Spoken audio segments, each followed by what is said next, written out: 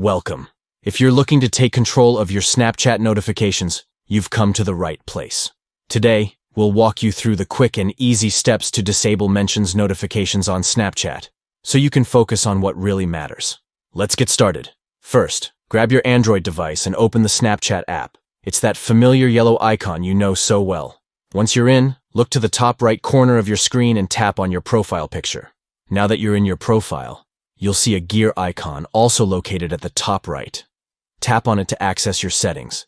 Next, scroll down until you find the option labeled Notifications.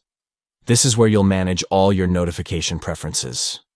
After you tap on Notifications, you will see various options for controlling how Snapchat alerts you.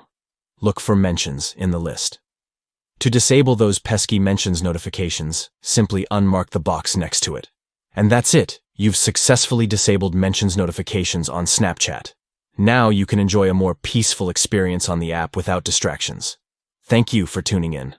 If you found this guide helpful, don't forget to like, share, and subscribe for more tips and tricks. Happy snapping!